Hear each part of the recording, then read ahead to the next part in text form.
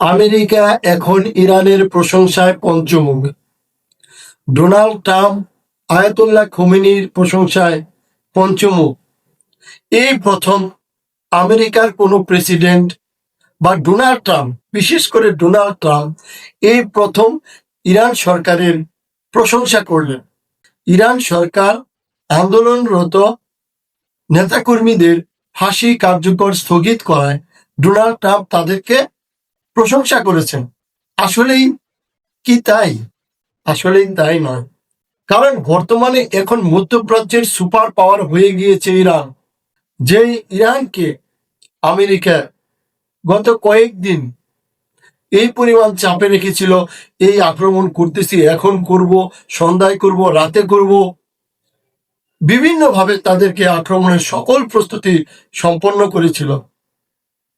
সেই আমেরিকা এখন লেজ গুটিয়ে তাদের সৈন্যগুলোকে প্রত্যাহার করে নিয়েছে।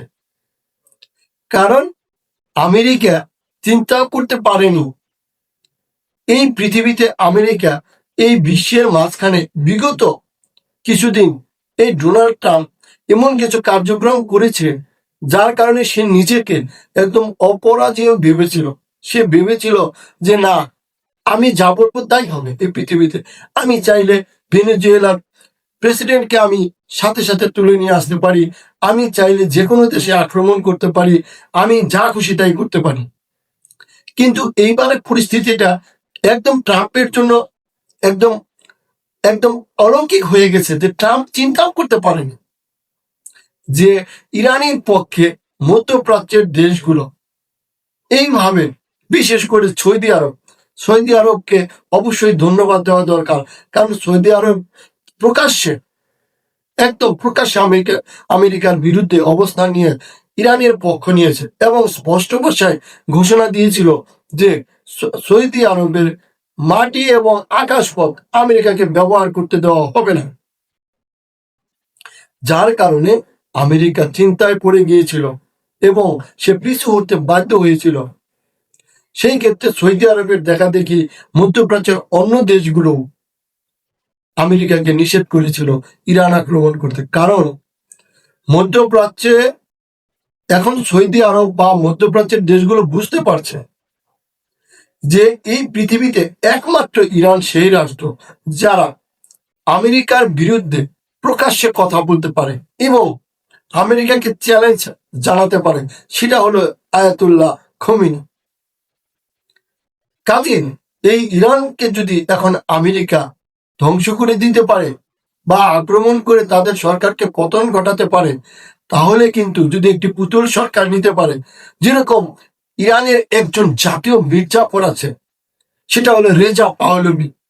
এই রেজা পাহলভি আমেরিকায় বসে ইরানের বিরুদ্ধে সকল ষড়যন্ত্র করতেছে এবং তিনি কয়েকদিন আগে ঘোষণা দিয়ে ফেলেছেন যে তিনি যদি সরকার প্রধান হন তাহলে এই সর্বপ্রথম তিনি ইসরায়েলকে স্বীকৃতি দিবেন। তার মানে কত বড় নিমক হারাম জাতীয় বেঈমান হলে এই রকম কথা বলতে পারে।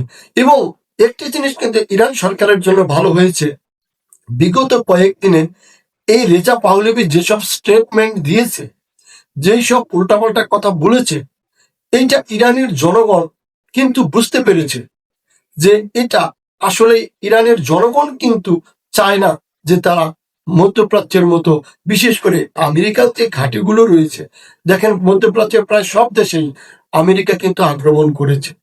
আপনি লিবিয়ার দিকে তাকান, ইরাকের দিকে তাকান, আপনি যে জায়গায় যাবেন, আফগানিস্তানের দিকে তাকান, আমেরিকা কিন্তু আর তাছাড়া কিন্তু আক্রমণ না করলেও মধ্যপ্রাচ্যে প্রায় 19 থেকে 21টি তাদের আমেরিকান ঘাঁটি রয়েছে সৈন্যদের, এবং তারা কিন্তু ওই দেশগুলোকে নিয়ন্ত্রণ করছে।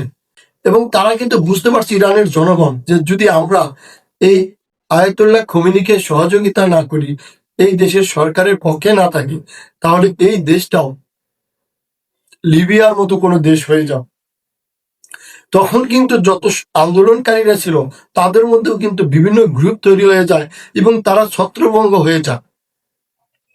কারণ দেশের বিরুদ্ধে কিন্তু কেউ যেতে চায় না, ইরানের জনগণ বিশেষ করে তারা আরো না।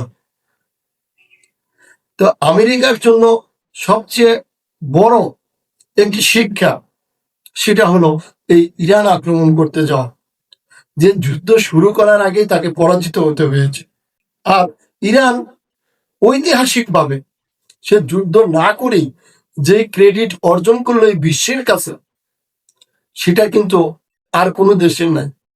বর্তমান বিশ্বে কিন্তু ইরানকে প্রত্যেকটা দেশ একটি অন্য চোখে দেখবে, যে না, ইরান পারে, ইরান চাইলে অনেক কিছুই করতে পারে।